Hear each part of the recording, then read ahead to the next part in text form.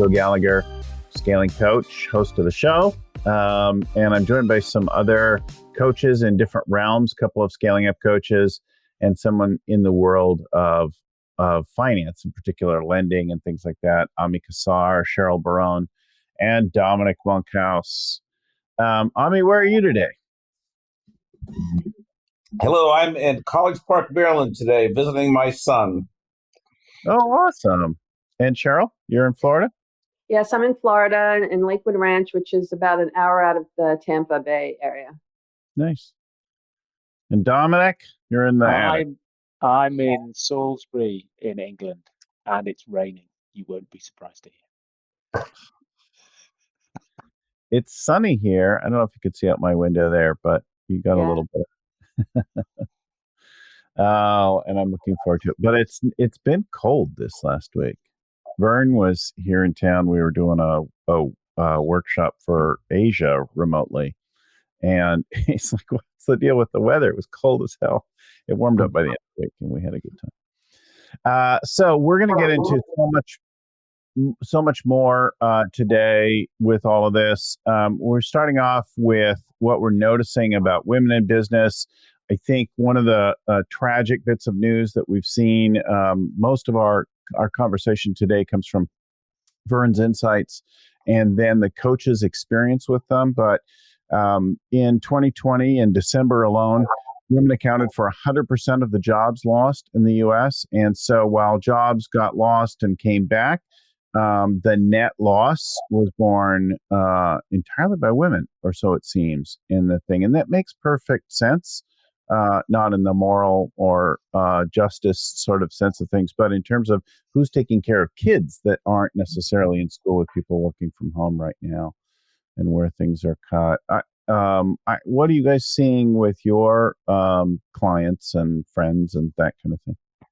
I was actually at an event last week where a fellow EO member client was opening an office down here in Tampa, and his wife used to work for the company, and she had to stop working for the company because the school was just too unpredictable. And with 3 children in elementary through, that tween middle school age, it just was becoming unmanageable. And for them, it's a hit. It's hard, but they can probably afford it. But for people who can't afford it or single moms, I'm sure it's just, really staggering in terms of what the effect is on their families. We've got a furlough scheme in the UK, so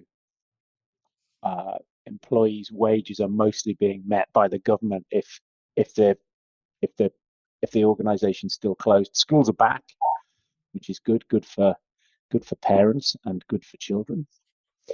I have a deep admiration for teachers.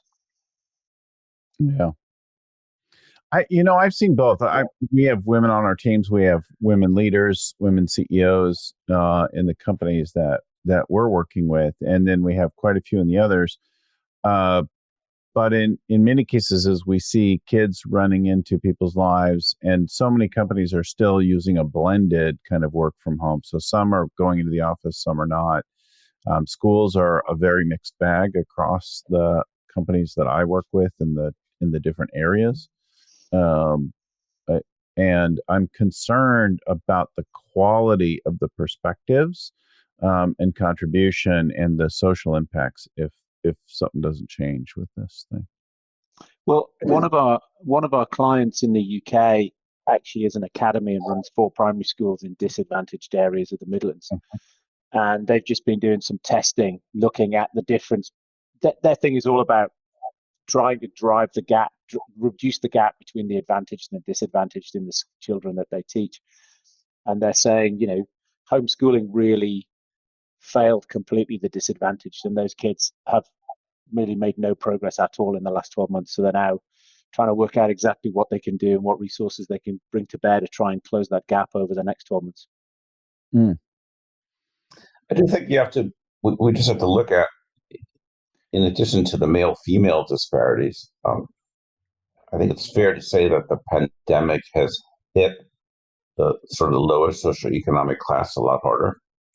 And a lot of those jobs just haven't come back yet or aren't coming back. And so that's almost like a double compounding effect.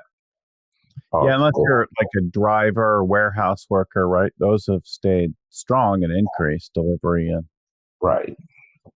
And yet there's this ongoing disparity where I speak with so many CEOs, and their number one issue is finding employees. So there's like a disconnect. They cannot find people. Many people cannot find people to get to work. And that you hear all this data, and I don't, maybe, and it might be people don't want to come back in the hours and the constructs that people are used to. I'm not sure. Or it might be that the unemployment benefits are too strong. But there's definitely disparities, I think, in the data and what's happening out in the street. It's also the type of work that you can do from home versus not. And so you have all those restaurant workers and the people in retail. Restaurant, retail, hospitality, those are particularly hard hit. Work from home. Anything where there's a lot of face-to-face contact has been particularly impacted. Right. And I do think for leaders and for business owners and CEOs, the pivoting has just started. Now, yeah, we had to deal with the shock and all of it last year. Now we have to deal with what we've learned and what's going to hold and what's not going to hold, and how we're going to do things, and what were some of the benefits of working at home. And it's not all black or white; it's quite gray.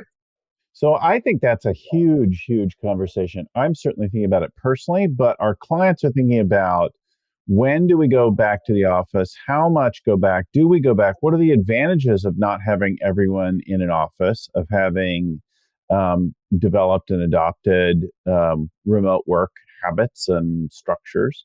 But also, like, they can hire from anywhere now. They don't just have to hire in San Francisco or wherever they happen to be. They can recruit from all over the world, work all over the world. And yet they're clearly hungry for and missing something and anxious to get out of the house to put on some real pants. I think there's definitely a mixture there, because there are people who don't have the luxury of having a home office and they're working on a kitchen table or something like that. And then you have the people who were commuting hour and a half each way a day. I needed to hire a consultant to do some work for us, like building some dashboards and KPIs and all that, better tracking of our data. So I went to Upwork and I loaded up the job, and I got like 40 proposals. And the first thing I did is I picked the 4 to look at that were within driving distance of our office. Why? Why is a good point, because I want to meet this. It's like that old habit, right?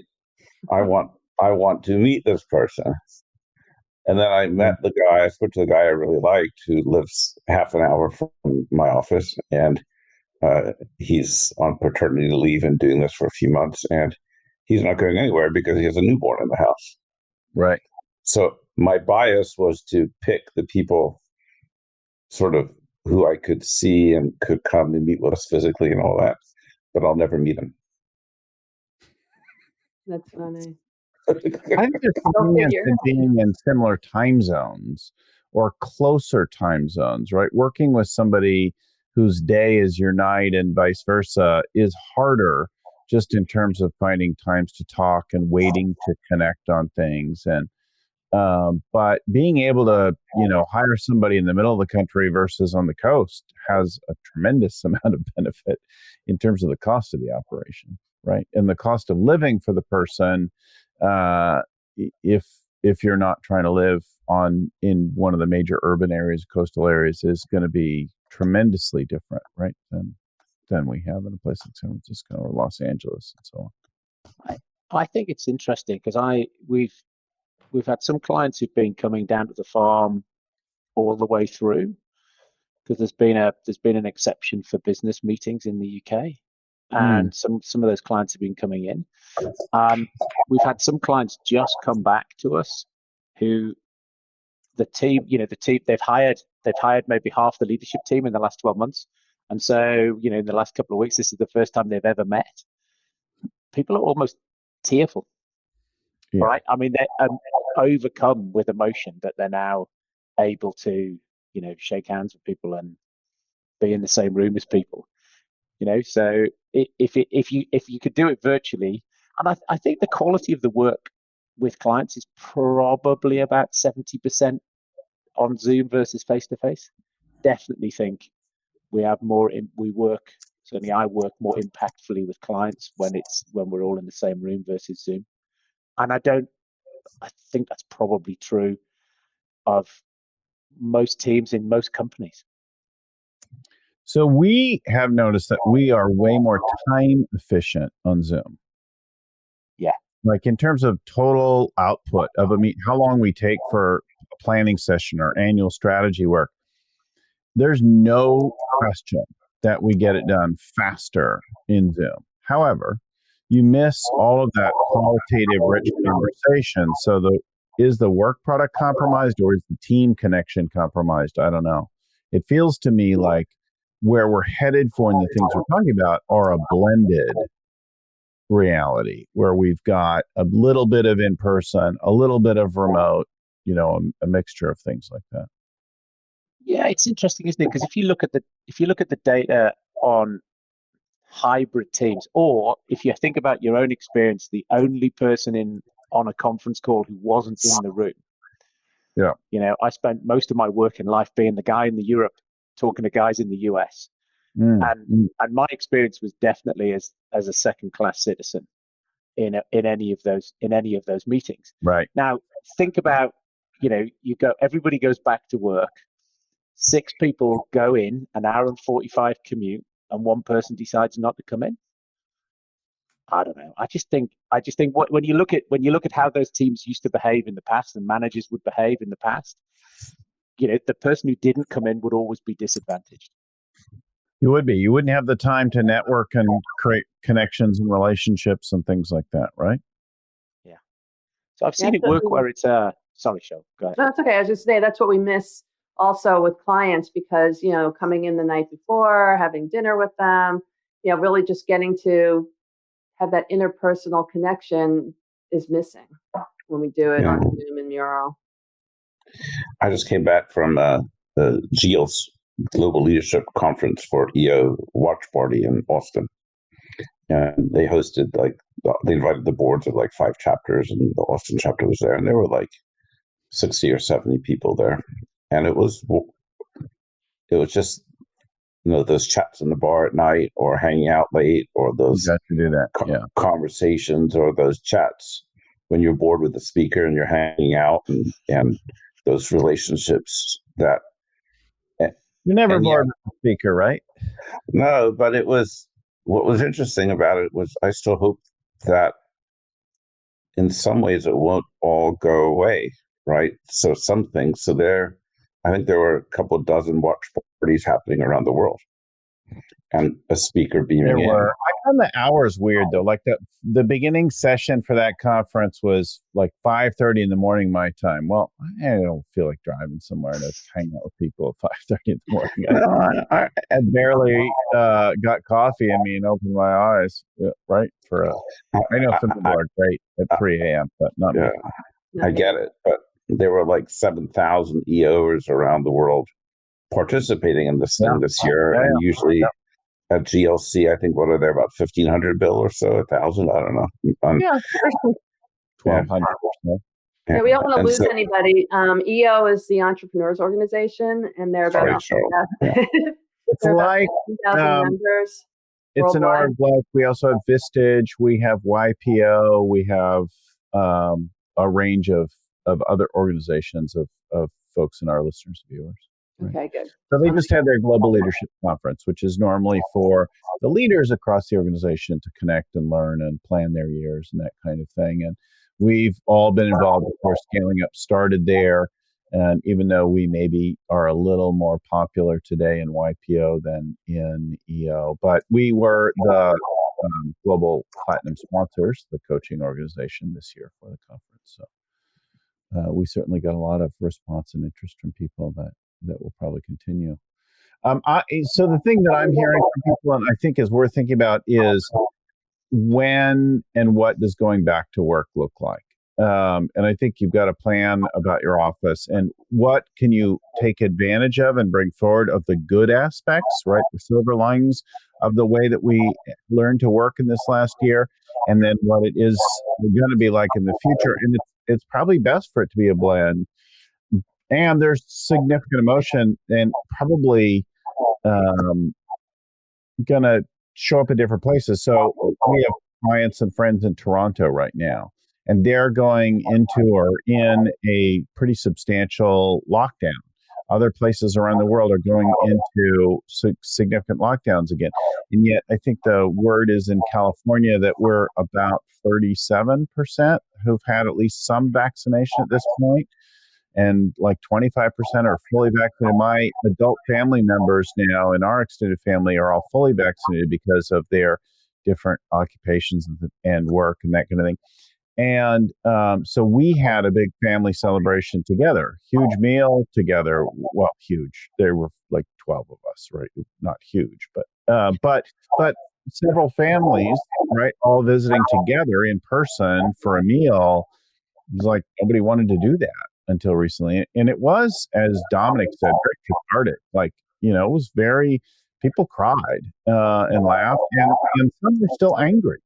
Some were still like, I'm angry about this year and everything that's been. And, so a huge range of feelings are going to go on as people kind of come to terms with it. And there are places that are resenting the fact that, we're moving faster ahead, and, places like Israel and the U.S. that are rapidly getting vaccinated. Dominic, how are you feeling over there? Well, I suppose we came, last Friday, you could meet 6 people from multiple households, could meet again outside. So, and the weather over the Easter weekend was great. One of my team said to me on Tuesday morning, as I reconnected with them after the long weekend, that they had partied for 4 days and were out of practice because they were feeling very rough. They'd sort of Friday, Saturday, Sunday, and Monday they'd met different groups of people and had a few glasses of wine. Pubs open up outside from Monday. You can stay away in a hotel from the 17th of May. You can at the minute international travel is banned, but it looks like we're on track for it being unbanned on the 17th of May. But you're going to have to test on the way out, test before you come back in, quarantine when you come back in. So yeah, see how it. And the UK is doing better than the continent is in their vaccination.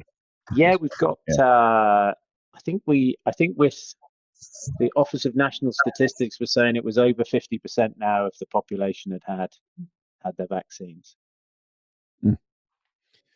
So in the course of the last year, a lot of companies have pivoted, and many who have adapted to the circumstances have thrived. Vern shared news from Jeremy Han, who was in our workshop this last week from Singapore, about a Vietnamese woman who had a huge growth in the last bit. Did you guys read that? Follow any of that? I took a look at it, and it seemed like, one of the things that she was talking about was getting really great people in place, and the core values and the core purpose and just the whole right mindset in order to make sure that they had that foundation in place to make the company grow. And they had taken several months off at the beginning and really focused on how they could add value to the students and came up with a new program for the students. So really taking that time, and instead of saying, oh, this is terrible, kind of strategizing and saying, well, how can we add more value and make things better? I also think that in managing today, there hasn't been, and I don't think there will be, still for a long time, boundaries between personal life and business life. And just people are just exhausted, and people are hurt, and everyone's impacted one way or the other, and people are still reeling from it. And I think as leaders and entrepreneurs, if we don't the empathy muscle is more critical than ever, and taking the time to really know and understand what's going on with our teams. And we have morning huddles now for half an hour every morning over Zoom, and sometimes the conversation's just about riffing about what's going on in people's home lives or personal lives, or just checking in on how people are feeling, creating almost like a support structure for everybody. And it's essential because people are fried, and that's not going away, I don't think. That feeling and that lack of separation. Yes. Yeah, I definitely get that. This room that I have now as a home office and studio was once a kid's nursery, and then became one of the kids' rooms as one moved to the other room, and so on. And so at one point behind me there were bunk beds, but now it's totally a dedicated office. And I keep the door closed except when I'm working, and then I open and I come in and then I close it. And so I create harder separations when I want to. And sometimes a lot of times I'll work outside or sitting around different parts of the house when it feels good. But I definitely feel like I go to work, I leave work. I could choose to answer email or take a phone call or whatever from time to time, but I don't have to do that kind of thing, right? And I don't think everybody has that. But you don't have young kids at home. Right. Yeah, my kids are both grown. One lives in LA, one lives in New York. Right. Or you don't have kids. Or you don't have. Well, I know you're. People have. The empty nester is different than. Yeah. People close friends or family who've died of COVID or complications of COVID, or haven't been able to see them, or their support structure is gone, or the grandparents used to watch the kids and the grandparents haven't been able to watch the kids for a year, or everyone's got shit. Sorry for the word. And if you don't take the time to recognize that and empathize with it and embrace it and offer people support for that, then I don't think you're not tuned in with what's really going on, and people are unhappy in their personal lives. It's hard to get the best out of them in their work lives.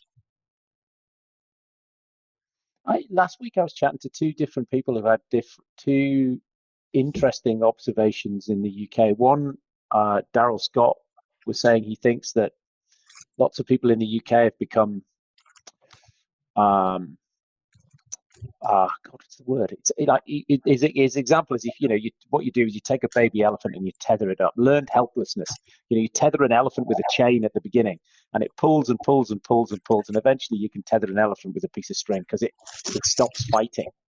And so I had that conversation with him at the beginning of the week, and then I was talking to Nick Marks, who's got a company called Friday Pulse that does weekly staff engagement surveys.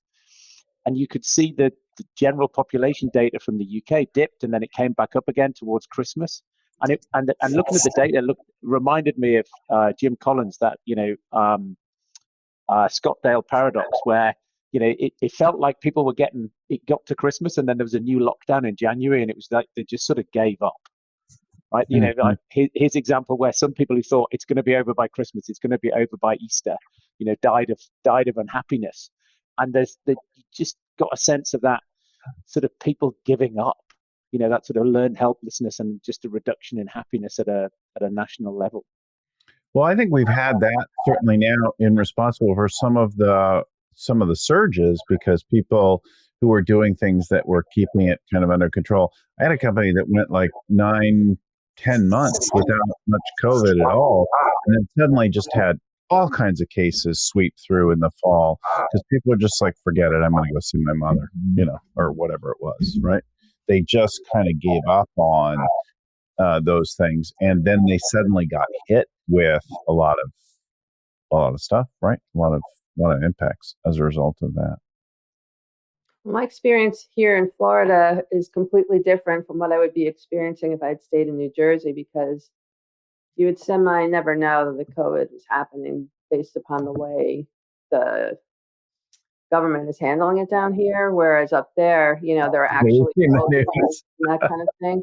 And so networking events have been going on, more recently in person. They've always had, some in person. I've never gone to anything. I've been locked up for a year. I just started going back out, but it's just like a different life down here compared to up north. So I think there are a lot of regional differences as well. So I have friends in Manhattan who, have a completely different experience than we have down here. And it also, kind of affects the workplace by region, I believe, as well. I think that the thing that I'm hearing between all of our experiences that you've really got to get in people's worlds and deal with the unique differences that are all over the map, right? I had somebody going off to me about how COVID's not a thing and whatever. And I had just had a friend get COVID and die in 6 days. And my mom spent months in the hospital and will never live in her own home again. Like she had to move to a retirement community or assisted living. And I just wanted to punch him, like, listen, a-hole. I was sitting with a guy. But I think you're like dealing with and addressing that. So there's that.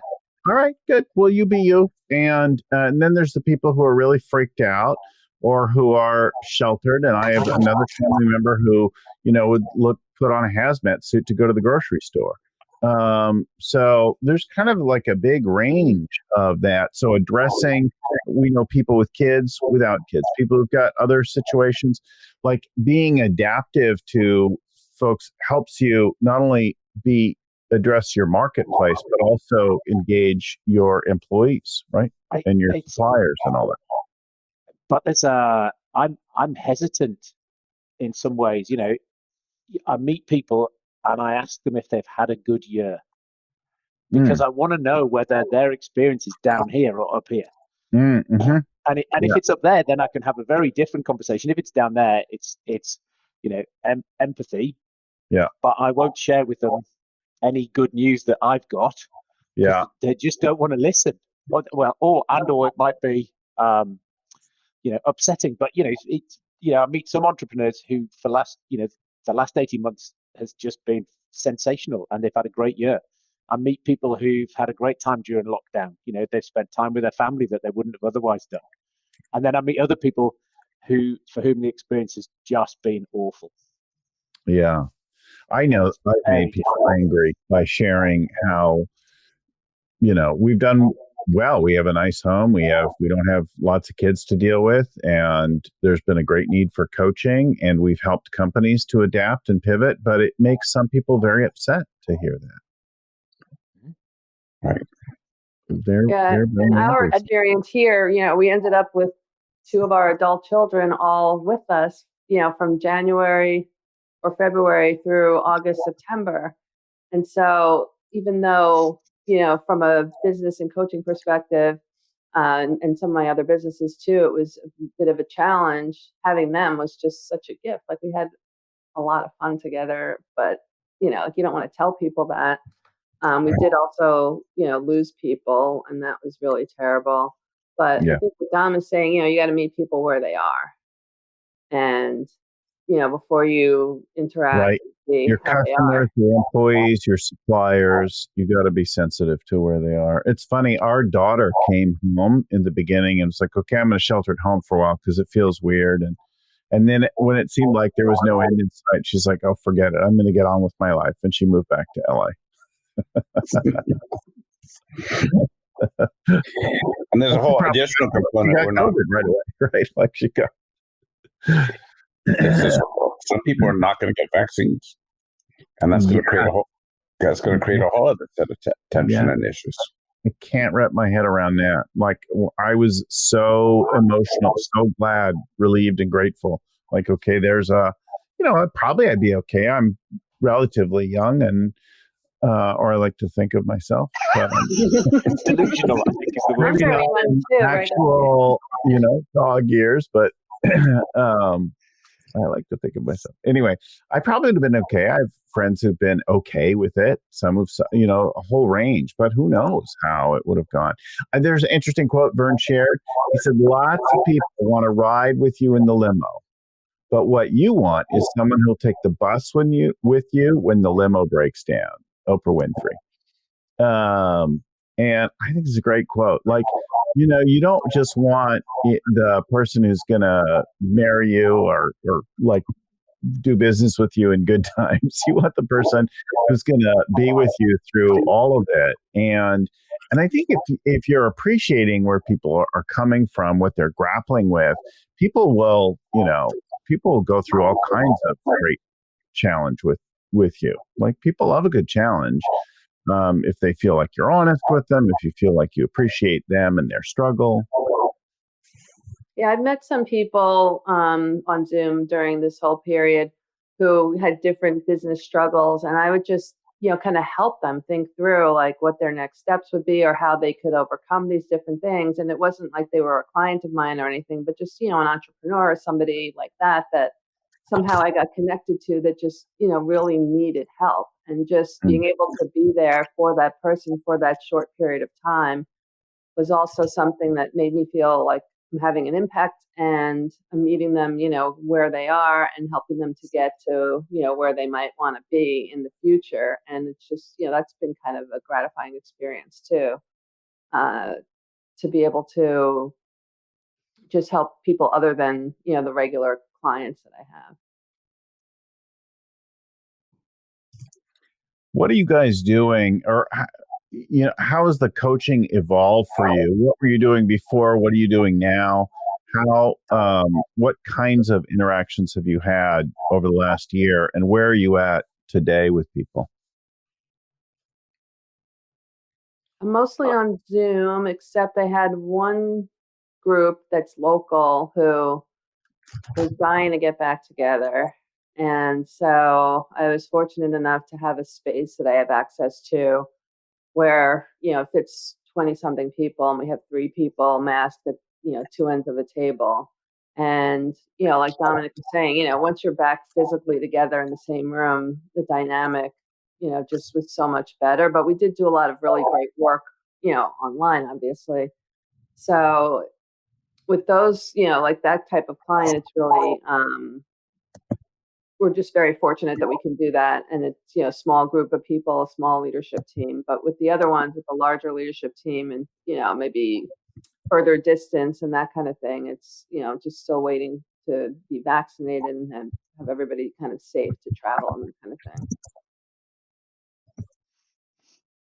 thing. Well, we took the decision a few years ago to build a facility down on the farm. So when I'm working with clients, they would typically come here for the quarterly offsites, 1 or 2 day offsites.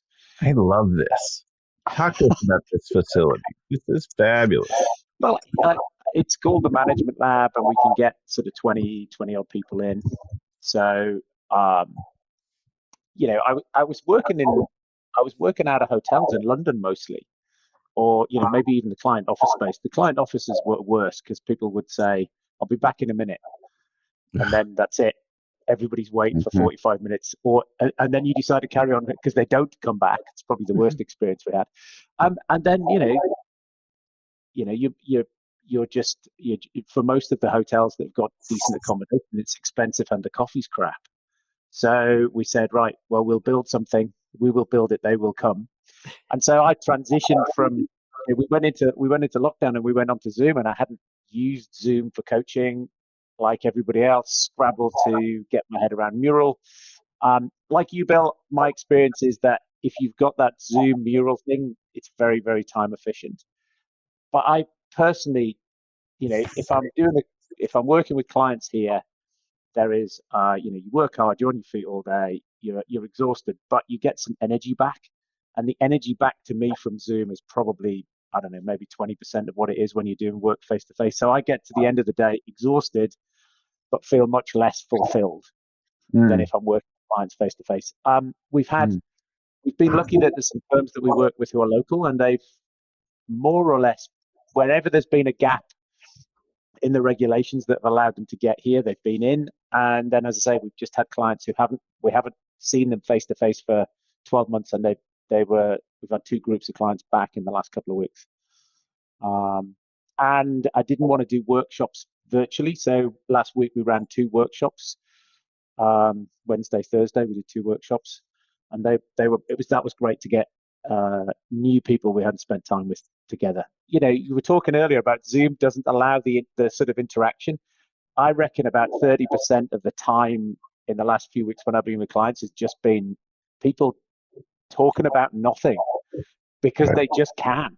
And so things are definitely slower than they would have been before because people just have got that, I just need to talk to somebody. I just want to get something out.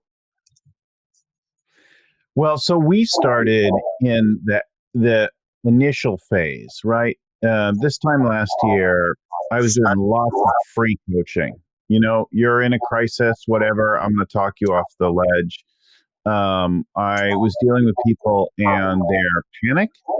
I was dealing with people or anxiety or whatever you would call it, their worries. I was helping people develop contingency and adaptation plans to think about how to deal with it. Then came the adaptation. So first was sort of the shock and fear. Then came a lot of coaching around adapting. How are we going to operate? And so there was a lot of like we got good at doing video and Mural, and although I don't know if my videos and audio are so good today, but in general we got very good at it. And we moved our tools from what we used to do in person. We got very good at doing remotely. And then we started getting into pivots, right? How could you actually profit and thrive? How could you help people deal with what was going on in the world? And that seemed to be an interesting period. And then people started to adapt, and they were finding there were places that they could and places that they couldn't, and places they were still wishing for the whatever's next. And now I think I'm dealing with a lot of folks who are trying to figure out, well, what's it going to look like next? And how do we navigate this return to normal, or what are we expecting? There's a lot of wondering about what's going to be after having been vaccinated, and being around a lot of other people. I noticed a definite exuberance. So I have had some dinner out, right, in restaurants, face to face, meeting with different people. I took one trip by air now. I'm about to take a vacation trip by air and go spend some time on the beach. My mind is that, and although I recognize a lot of people are still not even close to there, that will come. And will that bring a new roaring 20s? Certainly John Ratliff thinks that there's something like that on the way. And I wonder if we won't have, because there's such a pent up, come on, I want to go to the pub and I want to go meet some people. And, hugging my mom when I thought she was going to die, last fall, was extraordinary, right? Bill, I think that, if you in Austin last week, you would think it was the Roaring 20s again. You wouldn't, or driving to College Park last night down the sort of the strip of the college town, you would say, what, pandemic? Yeah. But I think that, it's a legitimate question is, okay, so let's assume the vaccinations are going to work and the world will be reopened again. I think that's a good assumption. But then are we going to go back to, just as coaches or in our businesses, to doing it just like we used to doing it? Because we kind of long for that world. I was so happy to be at a conference last week. You have no idea. Okay. but are we going to? I do have an idea. Yeah, but are we going to go back to that world, or are we going to learn and adapt some of what we learned to do this year? And I don't think it's black or white. Ultimately, the challenge we all face is how to find some of what we've learned and keep it. So maybe planning sessions will be with clients, will be quarterly planning sessions, will be twice a year in person and twice a year over Zoom, or whatever it might be. As a speaker, I'm thinking to myself, I mean, it's crazy. I used to run around the country like a dog and talk to 2,500 entrepreneurs a year. Yeah. And last year I spoke to, I think, 40,000 over Zoom. And I would refuse to do webinars before. So now, well, your topic was kind of on the topic.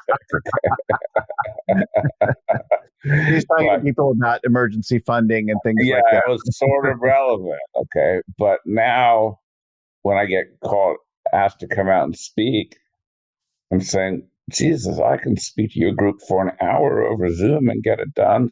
Or it's 2 days of traveling.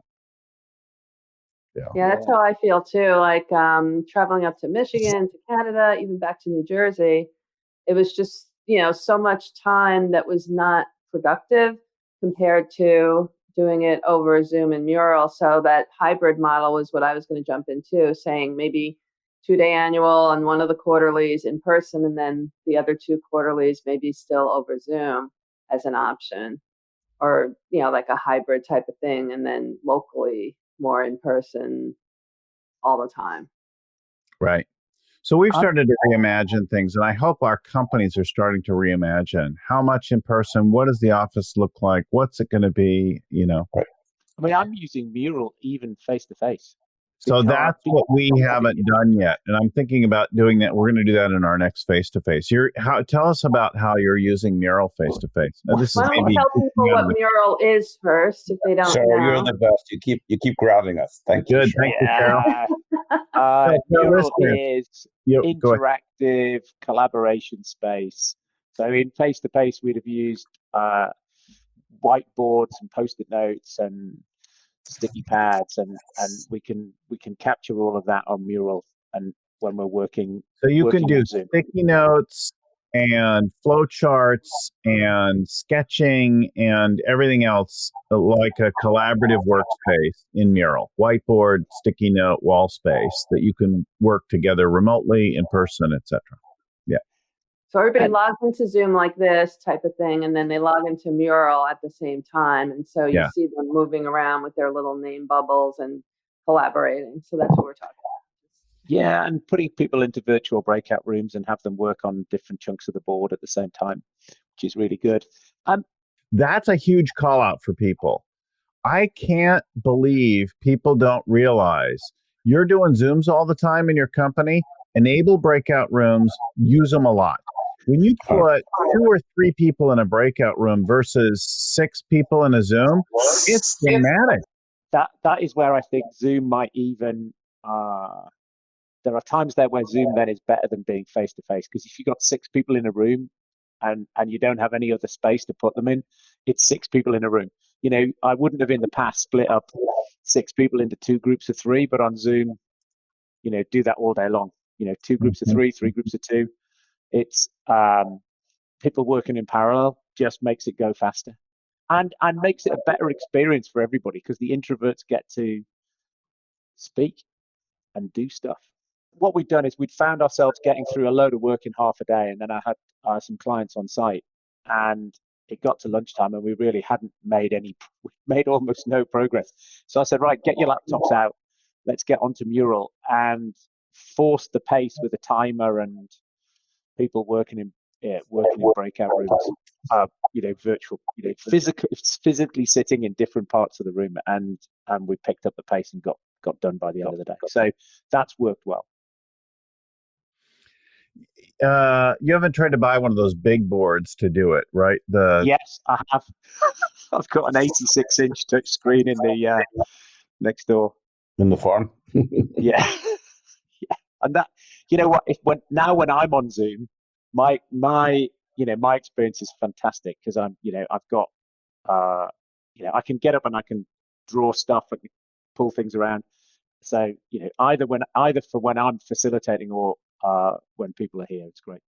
Or where sometimes you've got most of the people are here. One of our clients, they're here, but the CEO's down in Australia, so we do it hybrid for him. Yeah, I want this. I want like this indoor outdoor space where I can like open up the whole thing, when the weather's good and let people kind of move around, or close it when the weather's bad, or put heaters or whatever, and then have one of those big units, and then have people with their individual laptops be able to do something like that. I think would be really, really cool.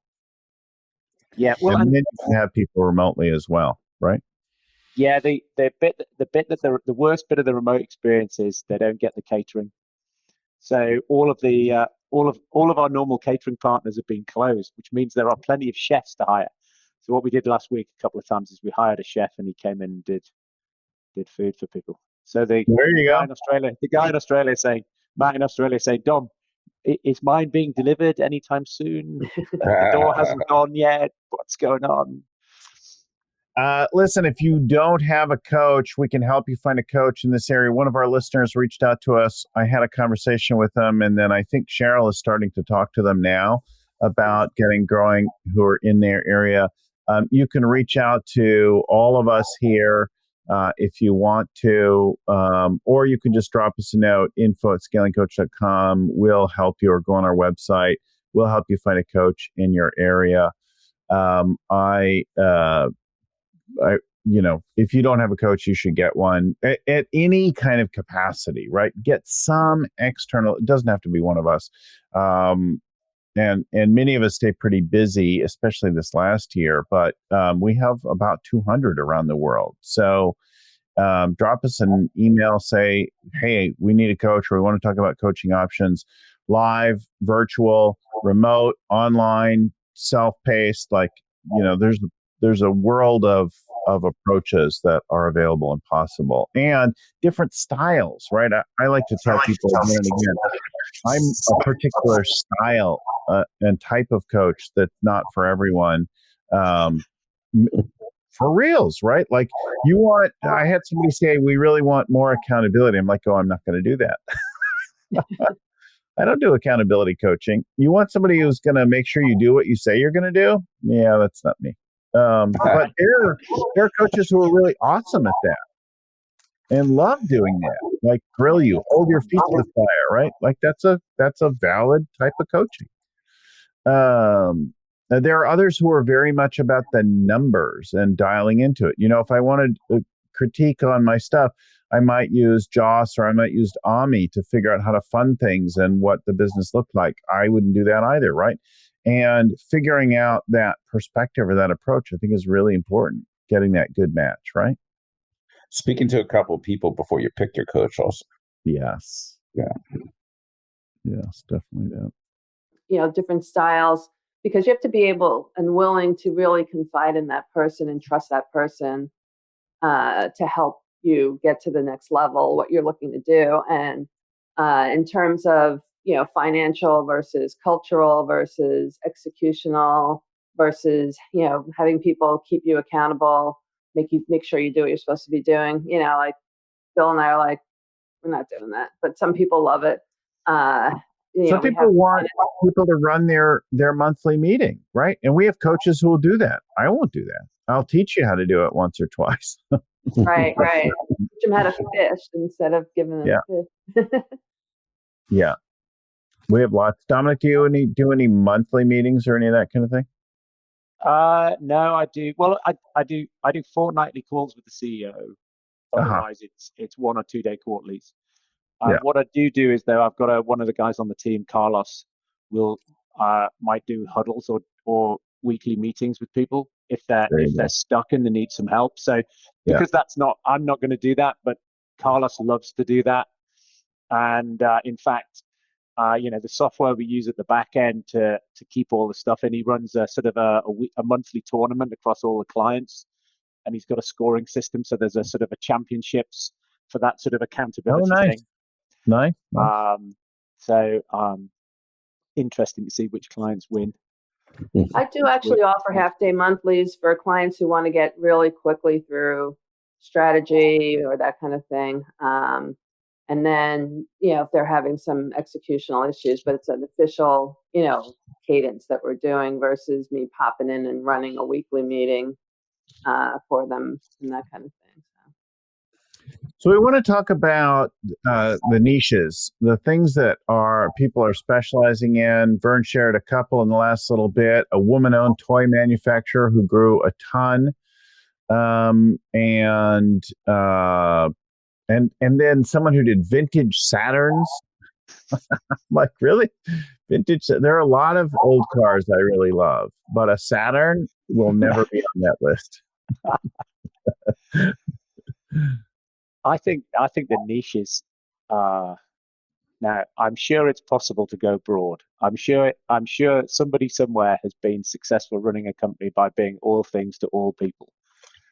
Yeah. But I think it's serendipity rather than by design. And then when they trip up over that, my own business experience has been, being an inch wide and a mile deep. And when I work with clients, those that have a really clear core customer and can differentiate, can be specific about the language that they use, just makes all the difference in the world. Nobody wants to go to an Indian Thai fusion restaurant. You just think it's going to be rubbish. Exactly. Somebody's going to go open one now. Good luck to them. We've had actually a lot of interesting fusions of things, and people will find their way. But I think you point to something there. I used to think it was just early stage. And for sure, it's really common, right? When you're starting out, you'd be like, you'll pay me? You want me to do something? I'll do it, right? And that's a beginning business entrepreneur. I'm going to do anything for anyone who's got some money. I'm going to try to keep my company going, and that's early stage. But I find the lack of focus, we can still see that up to hundreds of millions of dollar company stage. Not well, and actually we can see it in multi-billion late stage companies who get too big and screw things up. I mean, we've certainly seen where companies ran 100 or 1,000 companies poorly and evolve from having once been really clear about what they were good at. We have seen that more recently with GE, right? 1,000 badly run companies, but it's not exclusive, this lack of specialization. What are you really good at? What should you focus on? Who really loves you? And who should you be letting go, right? That's a very valuable lesson to learn at any size of business. And also who you love working with, too, versus who's draining your energy. Yeah. But Bill, isn't there something to be said of, who survived the pandemic or who thrived during the pandemic? It's the businesses that it's that adaptability and flexibility muscle, and that's not going away.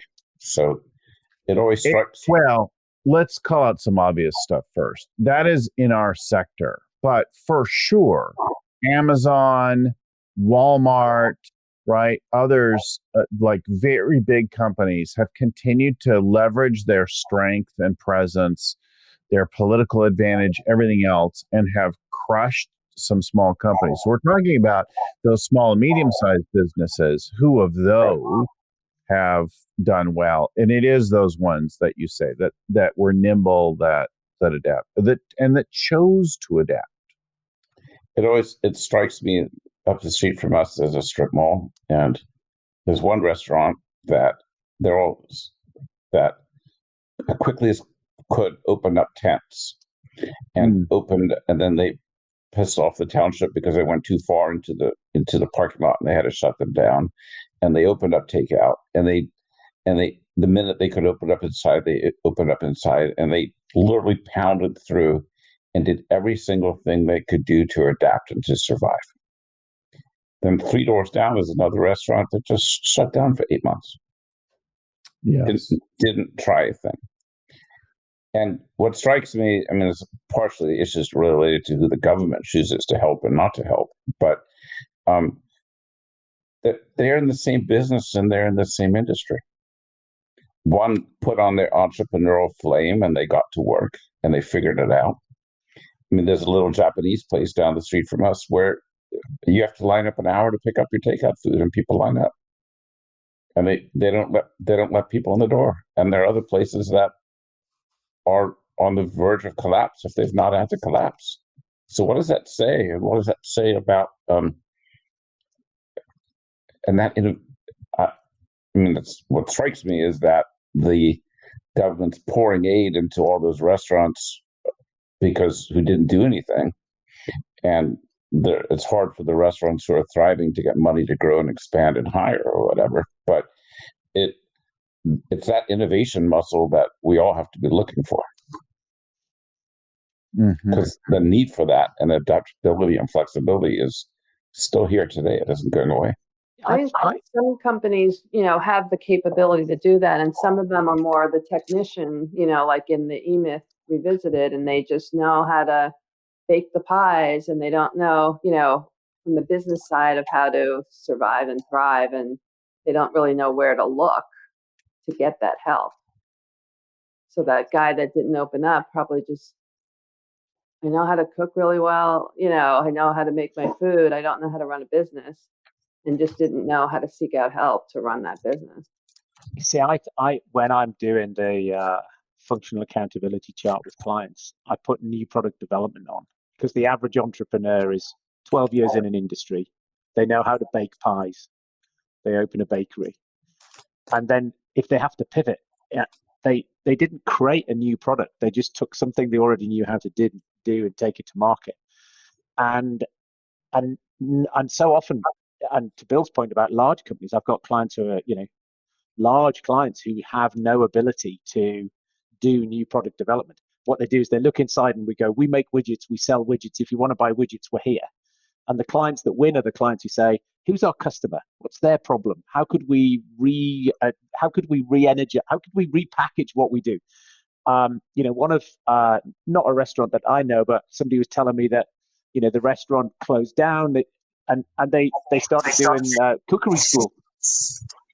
And then they decided not to open back up because they were making more money doing cookery school online than they were from making when the restaurant was open. So they just carried on doing the cookery school, and they might do cookery, later. But I think Army's thing about restaurants, last summer there were some people who were certainly restaurateurs that I spoke to, and they hadn't had a bad year, even though they had been closed for a period of time, because they'd put up space in the car park and tents out the back and had found other ways to make money, and then some of them are just gone. And I think when a rising tide floats all boats. And I remember about a year ago I spoke to Jack Stack, and he said, I love a recession. I love black swan events. He said, this is my 7th black swan event. We've got $500 million in the bank. Every single time we've had a black swan event, we've doubled the company in the next 5 years. Bring it on. Right. And it's like, and so it's that there's this attitude of, prepare for the next disaster because it's definitely around the corner. And then there are people who sort of have no plan, have no thought, can't adapt, don't adapt.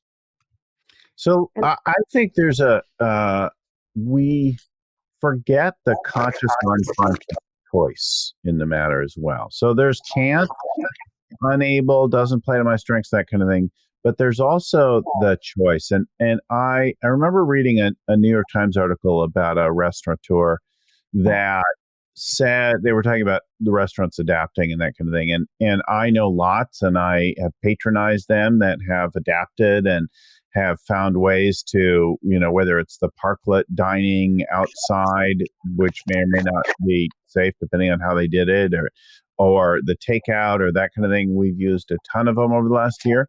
But this one New York restaurant said, look, I started my restaurant to create a particular kind of experience. She had a vision for connected, in-person dining experience. And she said, takeout is not that.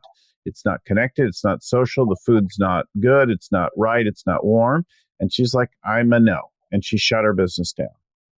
And I think, if you could take responsibility for that choice and be like, I choose to do this without, screaming at anyone else, then I think that's totally valid. Like, look, I don't want to be in that kind of business.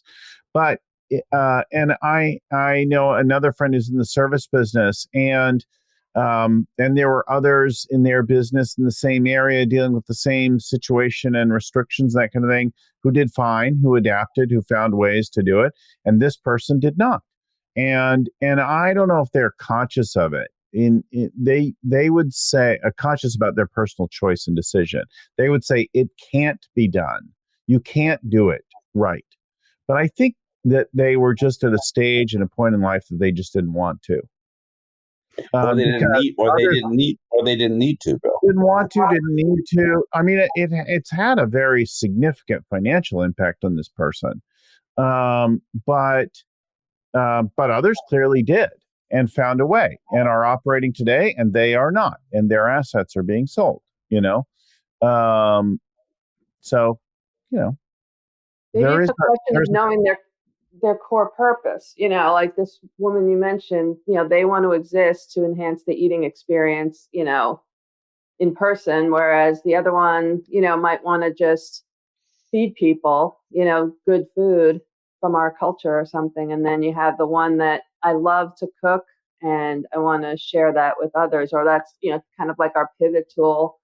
We've done a bunch of workshops with that when you're looking at your key capabilities and say, all right, well, how can I use them in a different way and pivot? There's also, though, like, I'm emotionally done. I don't want to do this. Oh, yeah. Right, there's that too. That's valid. I did this for years. I'm not doing that anymore. I know how to do it. Okay. Yeah. Well, there's Bill, like you, I was doing some work to help local businesses survive a year ago, and one of the guys who he got through it by the skin of his teeth, and he said, "This is going to be another 10 years. I'm not sure that I want to do this for 10 years. Like it was okay before. Now it's been really hard. We're further behind. We're more in debt. Yeah. This just feels like I'm going to have to slog my way out of this, and I'm not sure I have the energy." Well, right. So there's two approaches. One says, if you're going through hell, don't stop. Keep walking. Right. Keep moving. And then the other one is like, if that train ride sucks, get off at the next station. And they both seem valid.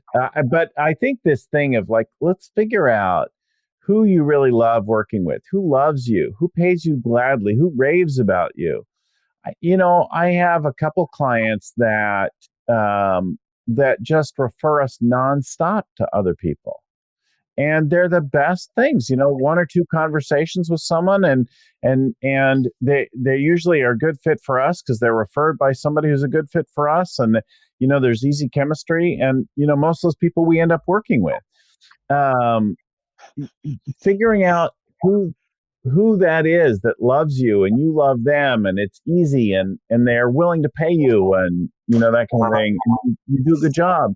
That's the kind of business that we all need. And then, as Dominic and Ami spoke to, like, think about what these people are dealing with right now. Help those people, right? But I also think the challenges now as coaches are different. Now it's like, it's almost to the roaring 20s part. Sometimes people who want to go do 20 things at once now. Like they got out of jail. Of course you can't do that. Sorry? Of course you can't do that. You can't do 20 things at once. Yeah, and people are out of jail and they're jubilant and they want to go do this. At some point, you also got to say, slow down, pick your focus. Yeah. To choose what's important. What are your priorities? So that's why I just say the pivoting has just, in my opinion, started. Last year was like pivot in crisis. Now, what do we learn? What's the world going to come to? People have different energy levels. Some people are just so excited to be out of jail. Some people are exhausted. So here, let me pull two thoughts from our conversation together for you, right? So, your business is surviving. Ami, you were talking about recruitment earlier. I think some of the work I've done with clients recently is working out what their ideal employee would be, because they're struggling to hire. I've got I've got a client with 50 open vacancies at the moment. All of those people are billable if they could fill those seats. And so how do you attract the people? What is it that you go to market with? What's your proposition so that you can fill your open headcount? Right. I think that the successful clients I have, that's their biggest challenge today. They've solved the go to market for customers. They now need to go to market for employees.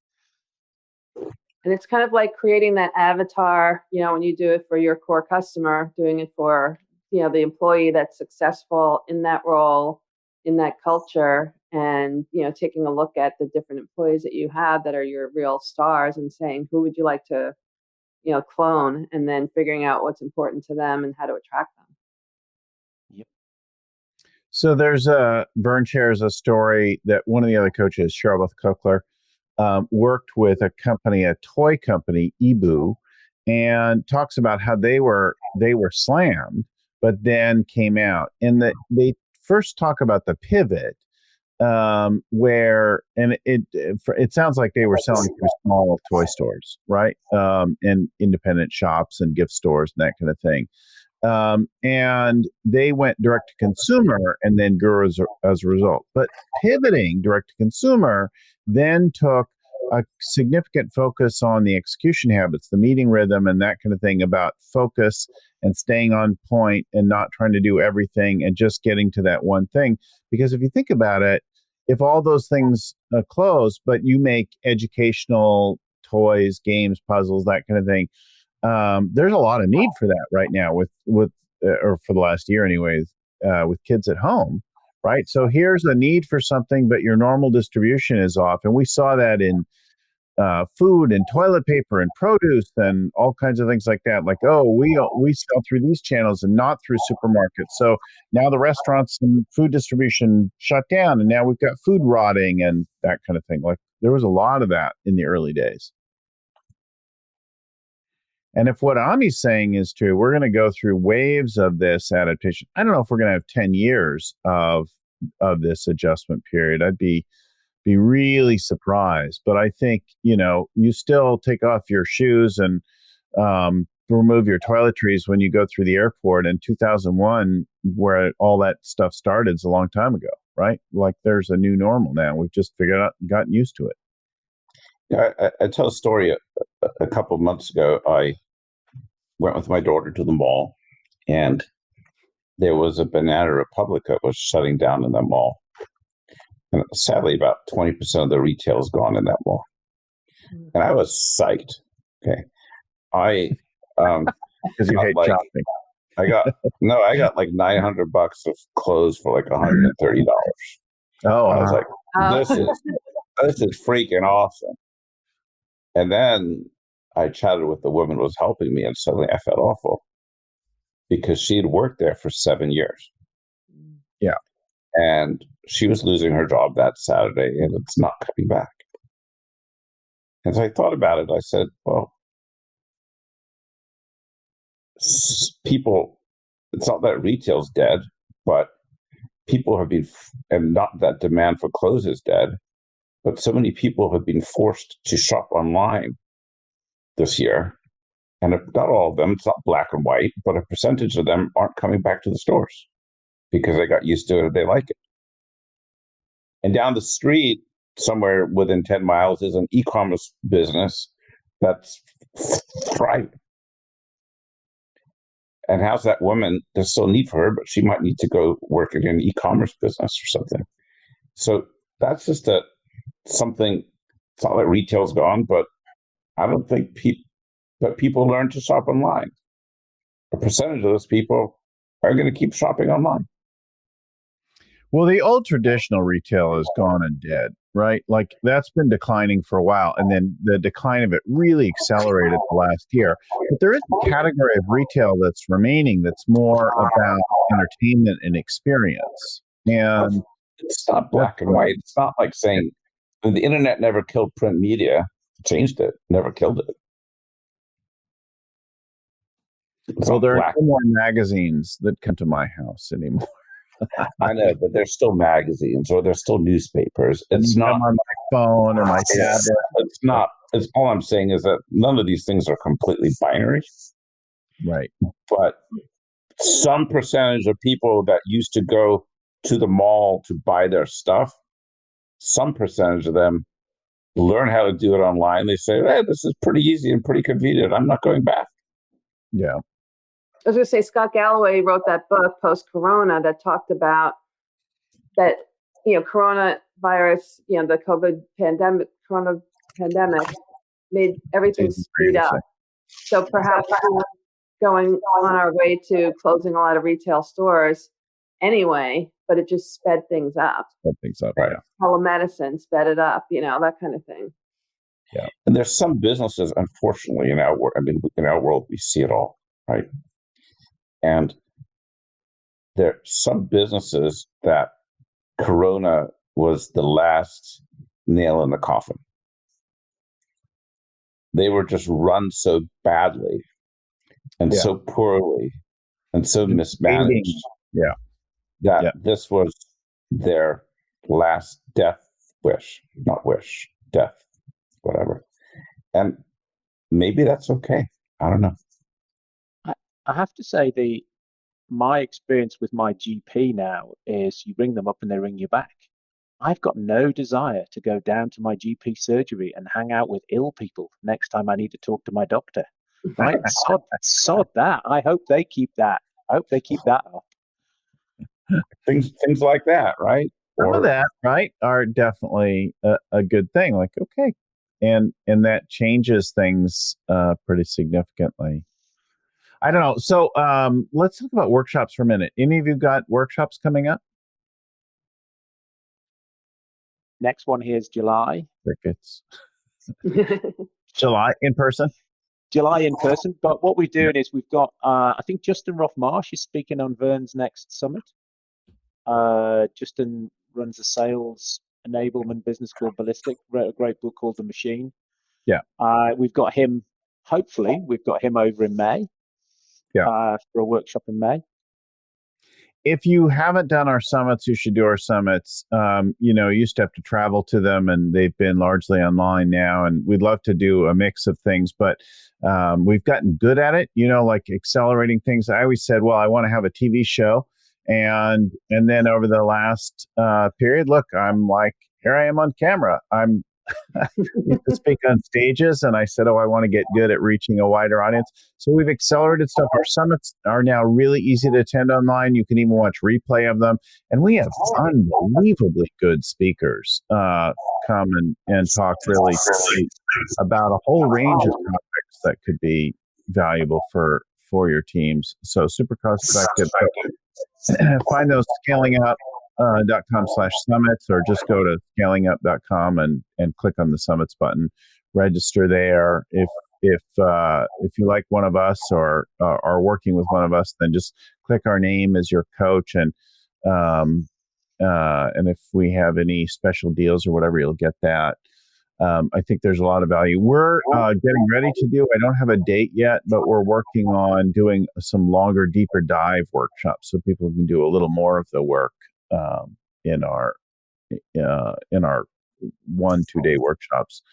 So we'll do that soon, and we'll announce that. Just follow us if you want to get invited to do one of those deeper dive workshops. And are you doing that virtually, Bill, or are you in person? Yeah, we're going to do another one virtually, and then we'll probably do a little in person. I mean, to be honest, it's really easy for people when we do them virtually, but we have had a lot of requests. So for people who want to do something in person. And since I've got some space and that kind of thing to do it now, I may start to do that. So that's the evolving pivot, Bill. Right? Yeah. Yeah. We'll probably do a little bit of both.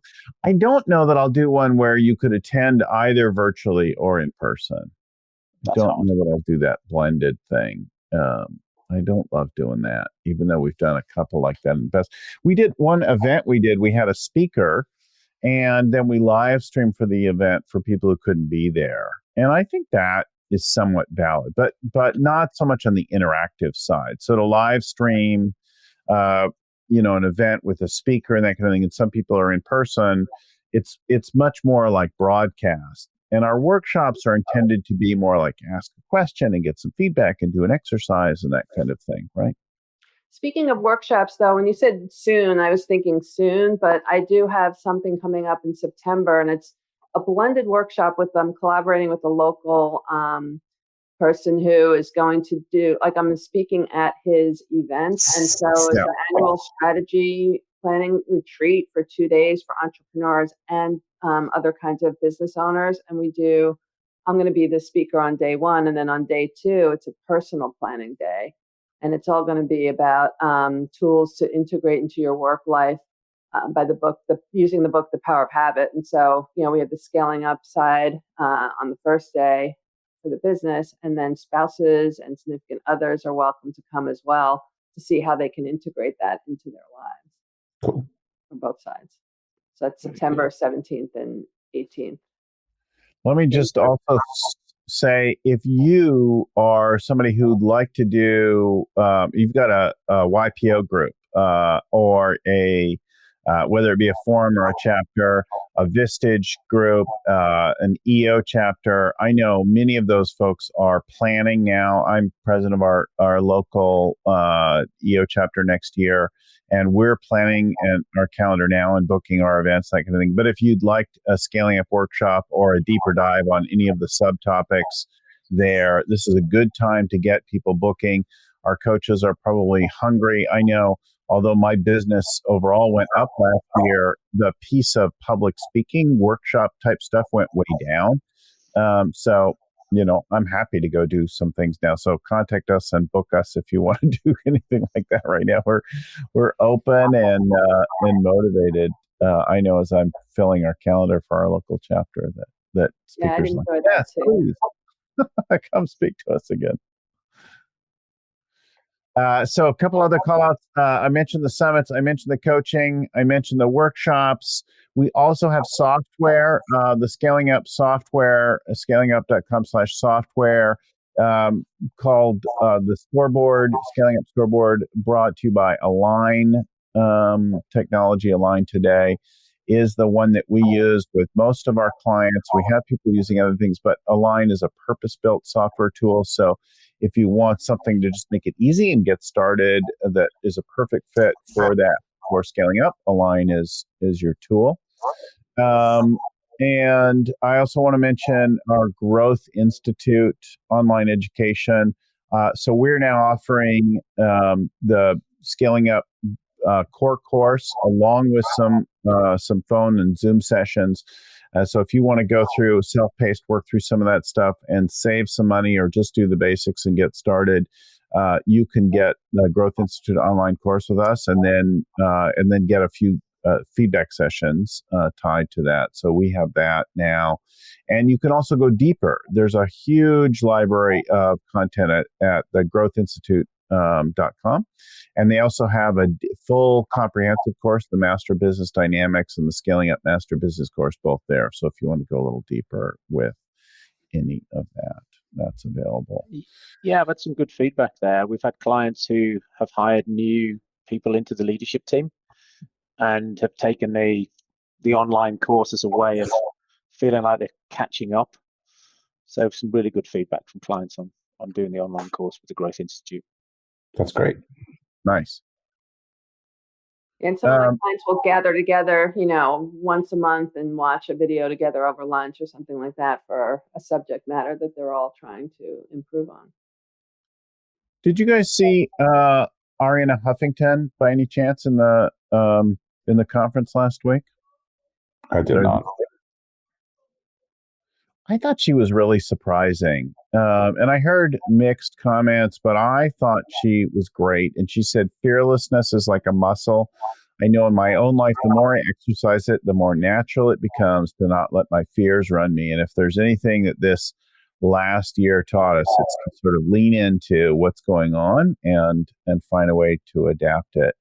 But at the same time, always, every year, another quote I think really stood out in that Vern pulled from Ellen Johnson Sirleaf.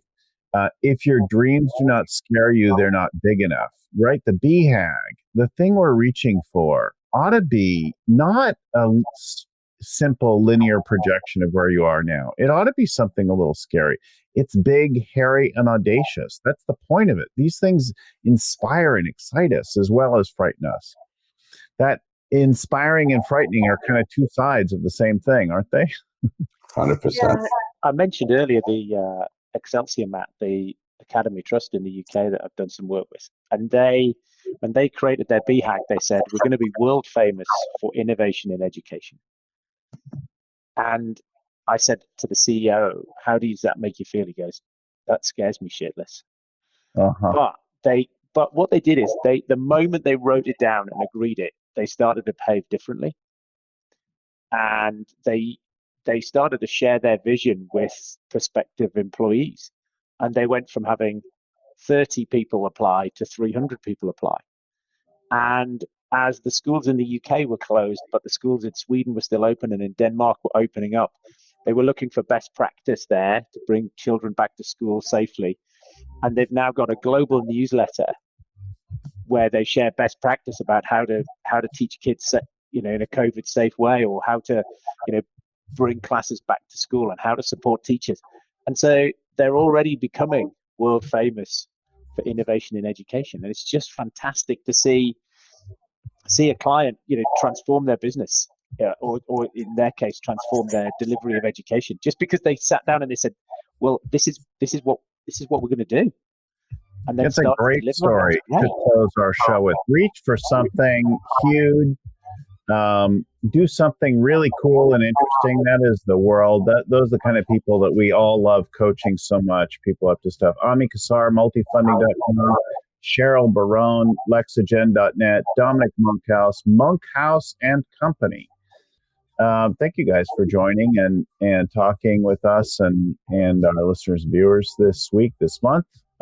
It's really helpful. Love having a conversation with the coaches. Thanks for having us. Thanks, Bill. My pleasure. Thank you so much, everybody. I want to give a big shout out to Lucy Summers, who gets us all here together. If our show helped you, please share it with somebody else right now. Like it, subscribe it, get them every week. You can send us email to info@scalingcoach.com or go find any of the nearly 300 episodes we've done so far at scalingcoach.com. Big thanks to Vern Harnish, author and creator of the Scaling Up Framework. Our audio is edited by Albert Burge. Hopefully he'll clean up some of the mess that we've done today. He'll do his best with it. At Podfly Productions, who does our show. And our show notes are written up by Ayn Kadina and proofread by Tim McGowan. Thanks again, everyone, for listening, watching. We'll see you again next time. Keep scaling up.